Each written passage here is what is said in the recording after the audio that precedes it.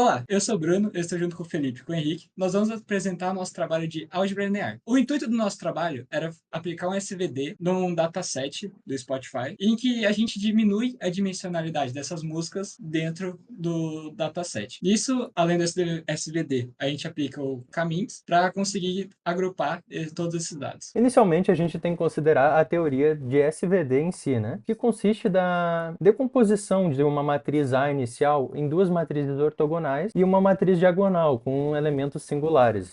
É importante entender que esse processo é essencial para a redução da dimensionalidade dos dados que a gente tem do dataset inicial. A partir deles, a gente vai utilizar o método de clustering, que utiliza o caminhos, que basicamente é a separação do dataset em diferentes centroides dessa matriz que a gente organizou, e esses centroides vão ser acoplados a pontos que estão mais próximos a eles. Toda vez que esses pontos se aproximam, são selecionados, a gente faz uma nova seleção de centroides a partir da média deles. Enfim, a gente vai utilizar esses fatores para agrupar os dados de maneira que eles fiquem semelhantes, uns próximos aos outros, ao final na quantidade de clusters ideais. Bom, passando agora para a parte prática, aqui nesse inicial a gente importa as bibliotecas necessárias e o dataset dos atributos do Spotify. Embaixo tem uma tabelinha com as primeiras linhas, só para a gente ver como é que eles estão organizados no dataset. E aí, agora a gente passa para a parte de tratamento de dados ausentes e normalização. Primeiro a gente seleciona as características relevantes para definir um gênero de uma música. Por exemplo, o nome do artista não influencia muito se é um gênero pop ou rock. Depois a gente tem que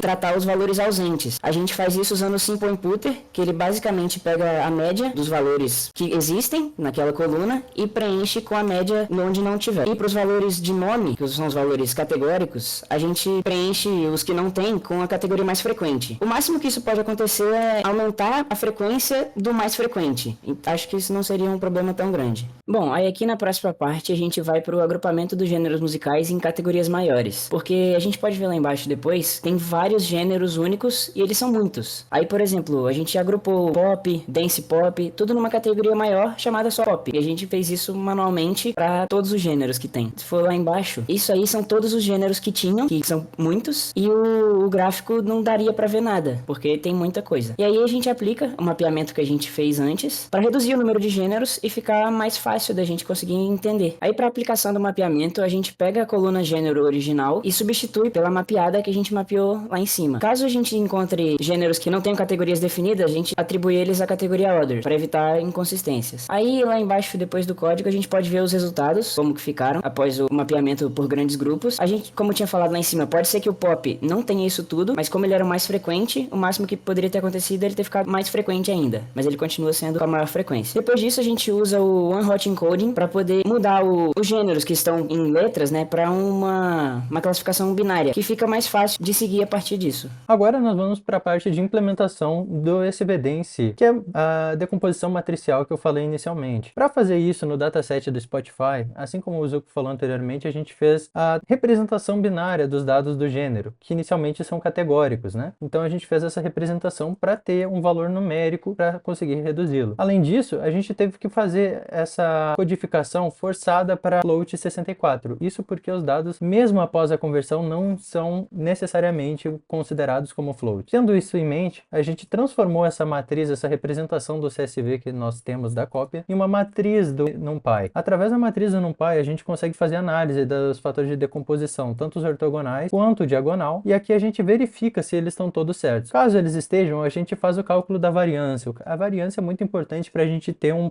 padrão de quanto dos dados originais a gente quer reter, o quão precisos eles vão ser, e a partir dessa redução, a gente vai ter um aglomerado de dados realmente relevantes para análise do que a gente quer descobrir, nesse caso os gêneros da música, que a gente define aqui com um padrão de pelo menos 80% de confiança a partir dos resultados dessa redução. É muito interessante perceber que a matriz originalmente, ela tem, apesar aqui de ter rodado novamente e ter falhado, ela tem na verdade 22 dimensões. E depois da redução a gente consegue ver que ela tem 5 dimensões, né? Que são as que a gente conseguiu reduzir e são realmente relevantes para definir o gênero musical. Então, depois da implementação do SVD, a gente tem que analisar os pontos para a gente ver como que está a distribuição de clusters e aí analisar qual é o número máximo ou o melhor número de clusters que a gente pode organizar os nossos dados. Nisso, a gente inicia com o método cotovelo, que a gente vai pegar o número ótimo de clusters ao analisar a inércia. A inércia é dada pela somatória da distância da música para cada cluster. E aí aí a gente consegue fazer uma referência desses dados. Usando o método cotovelo, a gente consegue ver qual que é o melhor ponto de cluster para a gente organizar os dados, sem que tenha sobreposições e tal. E depois disso a gente tem que fazer o Serial Score, que basicamente vai pegar a distância da música para a média do cluster dentro dele e a distância dessa música para a média de outros clusters em volta, que não seja o dela. Nisso a gente faz uma análise e uma análise também com Serial Score total, que vai pegar a média de todos os serials. Nisso, na implementação, a gente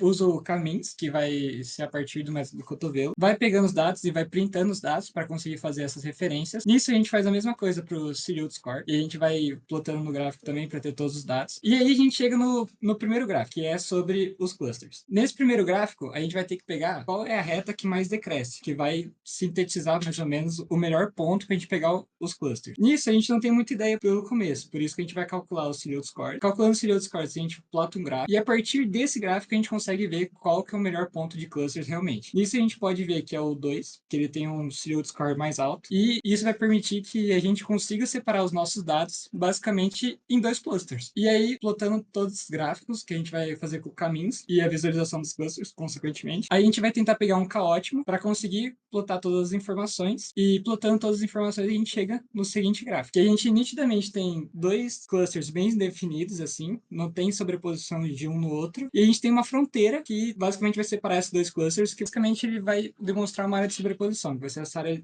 limite de divisão entre os 2 clusters. Idealmente, não teria essa sobreposição no caso do Serial Score igual a 0, porque nos datasets, normalmente você vai trabalhar com dados definidos, o que não acontece com as músicas, porque você pode ter músicas de um mesmo gênero que utilizam de técnicas diferentes e aí vai acontecer uma sobreposição consequentemente. Agora a gente vem para a parte final, que é a interpretação desses resultados de forma mais visual, né? Aqui tem outro gráfico também que demonstra como os dados eram dispersos antes da clusterização e como eles ficam depois da clusterização, né? Que é justamente as 2 primeiras dimensões que fica mais fácil para a gente representar. Porém, o que realmente importa para a gente é como a frequência dos gêneros aparece nos clusters. Para fazer isso, a gente pega justamente o dataset original, já mapeado, e a gente vai fazer a representação em gráficos em barra dos valores originais, mais separados como os clusters acharam que eles seriam. E os resultados são extremamente interessantes. Aqui a gente só tem uma representação simples, uma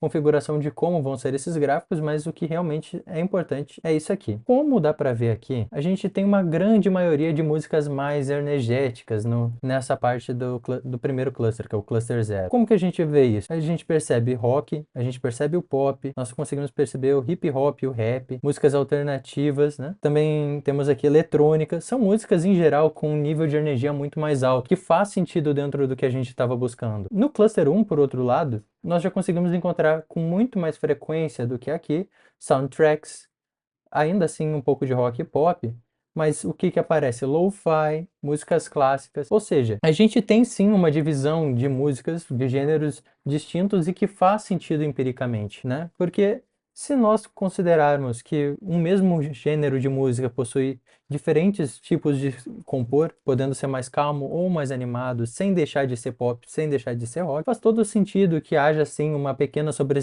sobreposição dos dados. E é isso que a gente conseguiu aqui. Através desses resultados, nós ficamos extremamente satisfeitos, né, com o que foi feito, porque realmente fica claro a evidência de que no cluster 1 temos sons que são mais calmos, em geral, com um nível de energia um pouco mais baixo, geralmente para relaxar, e aqui do lado são gêneros que o tema deles é ser mais popular, são temas mais cantados, né?